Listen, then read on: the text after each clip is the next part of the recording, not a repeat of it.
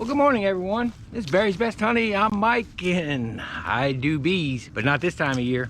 Well, kinda, because I guess the last video I did bees. Welcome to Southeast Louisiana.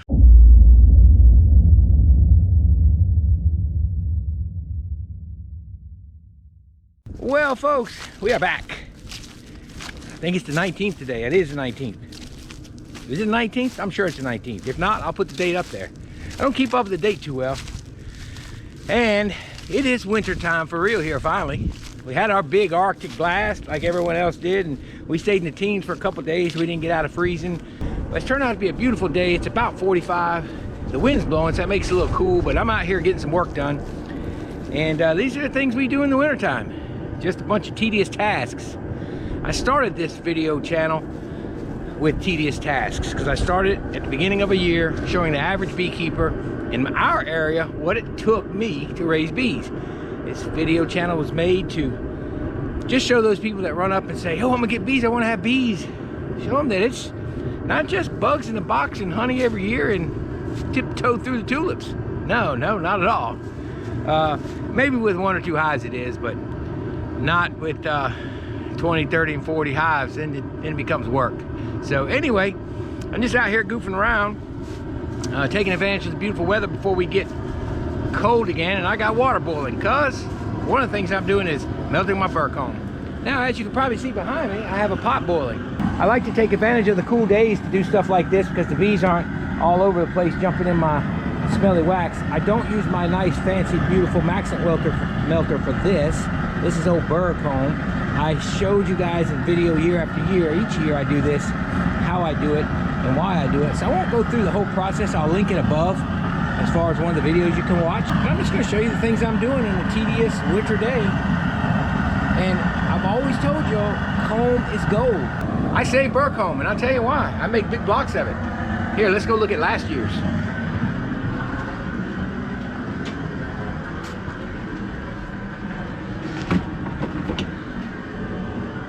That's one of last year's. Now, it's not beautiful, it's not super clean, but I don't need it to be because I use this for maintenance on the hives. Burr comb is usually pretty clean, not full of pesticides because it's not usually that old, you're scraping it. Now, there are some scraped combs in there, things like that, but I didn't get any wax from cutouts this year, so that's all I got. But that's burr comb. That's burr comb from running average of 40 hives. That's burr comb. That's a good amount. I use this hot plate, I throw it in some of it, break it up, put it in there, and I use that to wax my foundations, of which I have a lot to wax this year. Because I finally just gathered up everything I've been throwing in corners in this here barn. And now we've got a lot to wax. But that's great because I got the wax to do it. I got a huge block from the year before of all the cutouts I did. So I saved my burr comb because it yields quite a bit.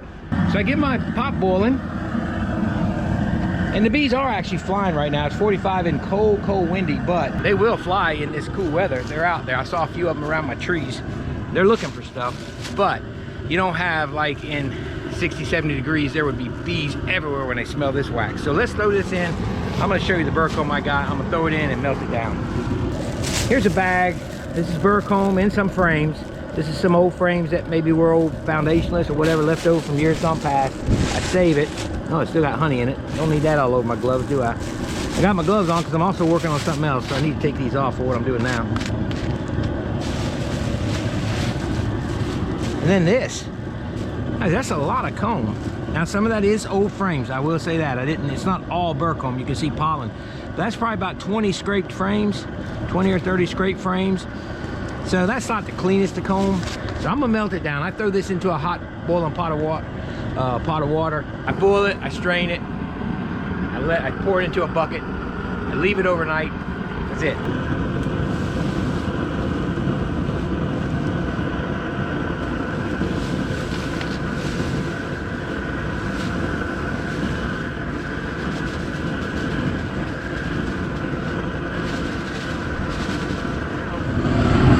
I got the table saw out. As you can see, I'm taking old boxes that are all rotten and broke up, and I am cutting shims. Gotta be careful, don't cut nails. Y'all seen me do this before. These are old, like this old rotten box. I can salvage probably 6 shims out of this. There's some shims right there, 4 of them. I got like 11 or 12 right there. I mean, feeding shims. That's what I use them for. I already probably got 25 in the barn, so I get me about 50, 60 of these. I always have shims around. They're great for a lot of different things, but for putting pollen patties on with migratory covers, I don't have shims built in my covers. I have like 3 telescopic covers with what you call it, those inner covers, so I don't have many of those. I just don't run them. I don't like them. It's more equipment. I just like a migratory lid or a piece of plywood, honestly. So I'm gonna let that boil up, and I'm gonna cut some more of these. I'll get back with you.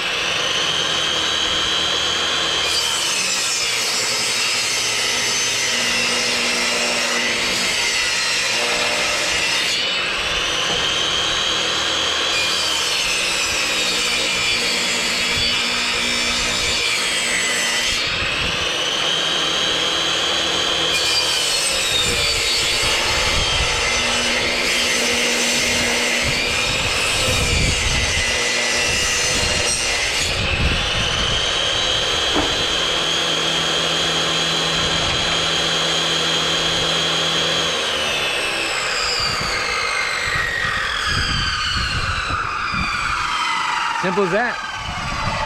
I did hit a nail just then, but I'm very careful looking where the nails are at. That blade is shot. I'm not sweating the blade. I'm more worried about safety, but I need a new blade anyhow. But yeah, it's simple as that. I just do those. I mean, feeding shims, who knows what you could use them for. Lots of different things. I even use them when I'm drying my honey. When I bring honey in the honey house, I put one on the bottom so I have airflow through. So meanwhile, this is boiling still, and what I do is I get it down to a low boil. I don't want to burn the wax. And I put my strainer in here because one of the keys is getting that strainer hot. Now, I've already took off one strain, but I want the strainer hot so that it will, if you just dunk it in there cold, it has issues. So I leave it on the steam. Actually, it's not even that hot. And I'll go through and get all this mess out now. I got a lot of wax moth webbing in some of this, and that's a pain. I tried not to use much wax moth wax if it's too far gone, because it's just a pain to get the webbing. The amount of work for the amount of wax that's in that isn't worth it. So anyway, I'm gonna let this heat up. Actually, I'll strain one off, show you what I do. And remember, folks, I'm not doing a how-to video. I'm gonna do a how I do video. Y'all know that. I gotta keep that in mind. Yeah, see, there's a lot of sludge, so I like to get, see, a lot of wax moth stuff.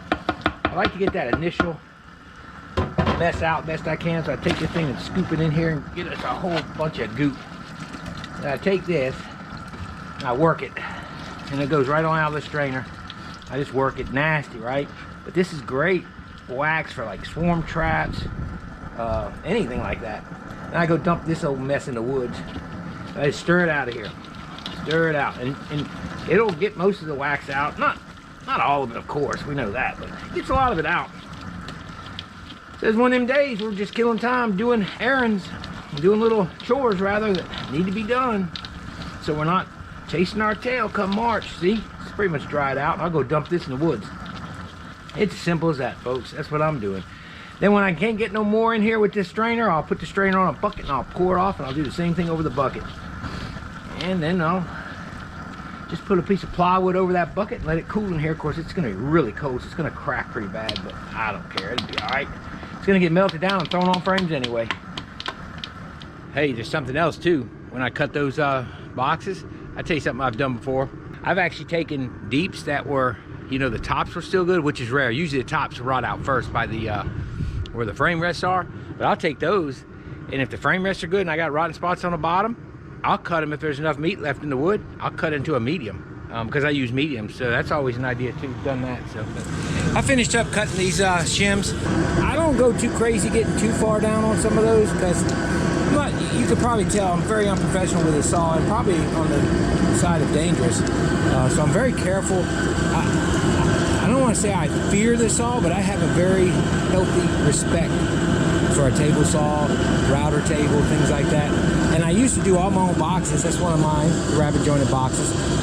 That Ponderosa pine actually lasts longer than the other pine I get from a lot of the distributors. But at this point, when the wood went up, I couldn't make them cheap anymore. I used to make them for anywhere from $5 to $7 a box, and I could get 2 out of 1 stick of wood. But now they're upwards of 12 and 14 a box, and I can buy them for 16 a lot of times to 20. And in the end, you know, time is money, especially when you work a full-time job. So 25 shims, plus I got another, I got about 50 or 60 shims now.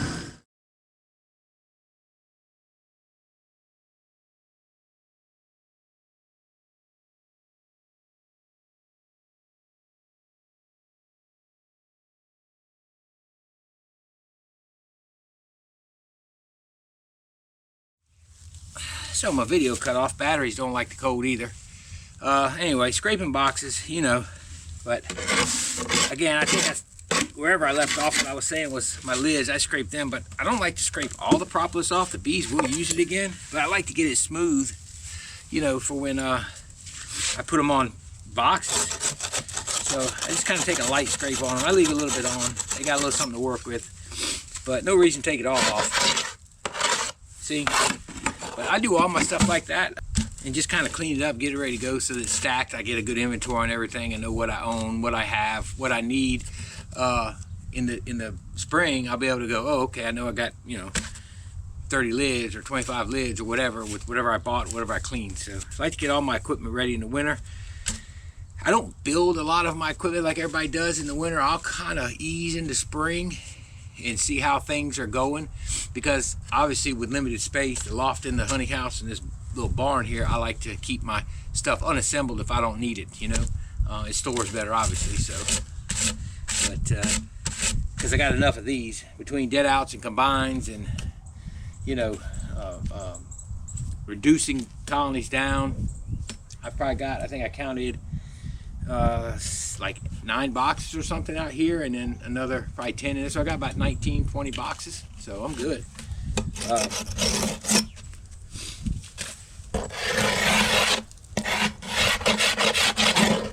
See, I just kind of get it smoothed out. I don't want to take it all off because they'll use it again. But that's what I got to do, those chores. That's what I'm doing, folks, here in the winter time.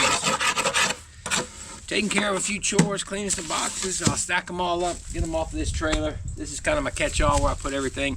I need to clean some frames. I'll do that another time. I'm going to show you what I do. Some I have to pressure wash, some I don't. I hate pressure washing them. I came up with a method that Randy, the dirt rooster, 628 dirt rooster, showed me. I didn't come up with it. He showed it, and I didn't believe him, so I called him and said, "You really do that?" And he said, "Yeah, I do that." I mean, like he would lie in the video, right? He's not gonna lie. And so I tried it, and I just used the tire brush and brushed them clean, and then waxed them with the, you know. Now they're too bad. I gotta at least clean them. So I'm gonna cull what needs honest to goodness pressure washing. Put that to the side, and maybe do that on a nice summer day.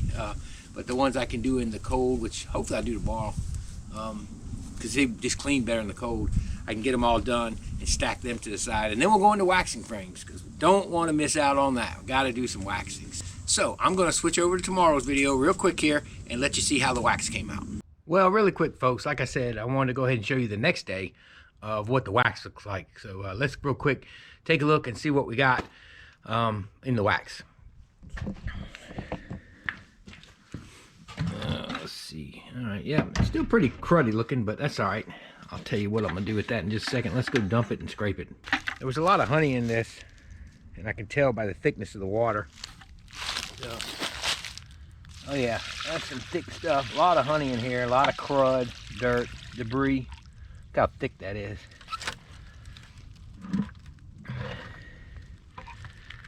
Look how it's warped. It's cold. A lot of sludge in the bottom. This ain't slum gum. This is just debris and sludge. This is just sludge and dirt that comes out.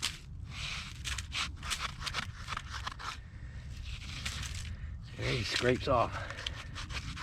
That's a deep spot. Then I get to some wax. So this is what I got. I'll wash this off, and what I'll probably do is, you saw that other piece. I'll show you just a second. That other piece I showed you yesterday.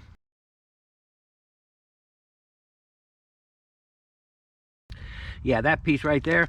I'll probably take them both since they're still pretty dirty, and just do a second rendering on them. Because again, this doesn't have to be super clean, because I use this for waxing frames. All this old brood wax and burr comb, I use it for re-waxing frames, things like that. I don't use this for my candles or any lip balms or anything like that. But it usually takes 2 renderings for me, and I just do it, you know, as I have time. It's not because I got enough surplus built up now to keep on the side for frame maintenance. So there you go. I'm gonna go wash this off. But yeah, so about 1 inch. So we're about down to the wax here. It's embedded in there pretty good, and there's no reason to go any further with that. But a second rendering the same way. Put that other block and this one in there. I'll do 1 quick straining. It won't be all those strainers full. It'll be as simple as, you know, get it melted, pour it through a strainer, maybe even throw some cheesecloth in there just to fine strain it, and 1 pour through it, and it'll be fine. It'll work just fine. It'll come out with 1 nice big block of wax. All right, let me get you back to yesterday's video. So there you go. That's the wax. You seen what I did with shims. I'm gonna finish up all these boxes. It's getting kind of cold, like I said. It's getting back down to the 30s now, and the wind's blowing. It'd be beautiful if the wind wasn't blowing, but with the sun going down, the wind blowing on me, it's time to get on in, and got some hot potato soup waiting. May go work in the honey house. I need to stain my observation hive, but that's gonna be it, folks. Hey, this is all we're doing right now in the winter time. Pretty soon, hopefully, the plan was to actually rotate some boxes this week or so, but looks like it's gonna be ice cold again next weekend, so that's probably gonna have to wait for another week or 2, but we'll find something to do, because there's always something going on with the bees. All right, folks, appreciate all your support. Appreciate you watching. Hope you enjoyed this video. It's Barry's Best Honey. I'm Mike, and I do bees. Today, I'm just scraping boxes, showing you how I do. Y'all have a wonderful, wonderful week, and may God bless you. We'll see y'all later.